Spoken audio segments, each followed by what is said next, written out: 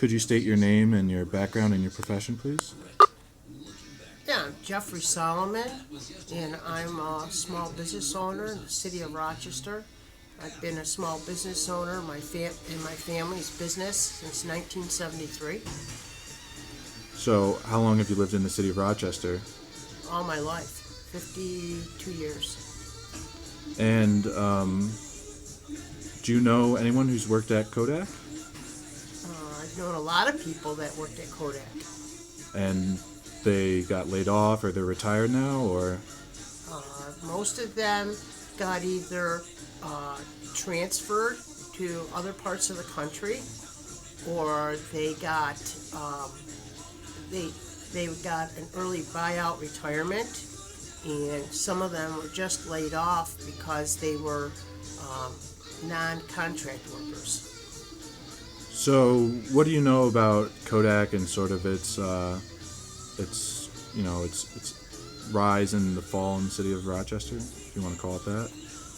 Well, I don't know so much about the rise and fall of Kodak as far as their bankruptcy goes, as much as I know that used to be one of our top employers in Rochester, and they had generations of families that worked there. And now, there's none of those families, the third and fourth generations are the ones that got shortchanged in that whole deal because they planned on doing that for their whole life. Right. And so you knew engineers or just... They were engineers. They were people that worked on the line, people that repaired the lines. For the cameras, the film laying machines. They had a dark room. They had a dark room. They did movie making film as well as cameras, disposable and non-disposable. Have there been like any visible effects on parts of the city that you've noticed since they've gone bankrupt? Oh yes, the whole Kodak Park has been disassembled. That whole side of the city has totally changed. The small businesses have gone out of business. Small repair shops, etc., because people used to use them all the time. Now they're not getting that kind of traffic flow to that part of the city, and there isn't people, coming in from outside the people aren't coming from the suburbs to come to work there, so they're not like dropping off their laundry or getting their cars fixed or going to the specialty shops to get a frame done or whatever. And a lot of those businesses, local businesses, are gone now because of that.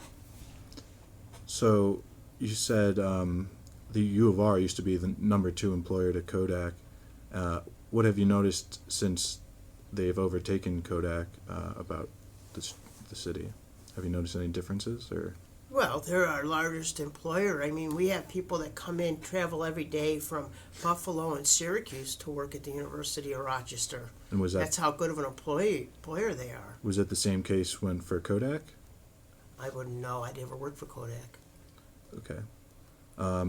Is there anything else you know that might be helpful, or? Well, George Eastman had a big dream. They still have his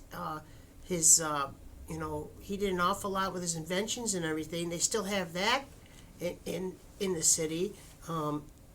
He also had an awful lot to do with the arts in the city, and his legacy lives on. But the company's legacy, because the company didn't change with the changing times of technology, I don't know how they're going to make it back. Do you think they'll ever come back and be as big as they were? No, I know that won't happen. Okay, I think that's all I have. Thank you very much. Okay.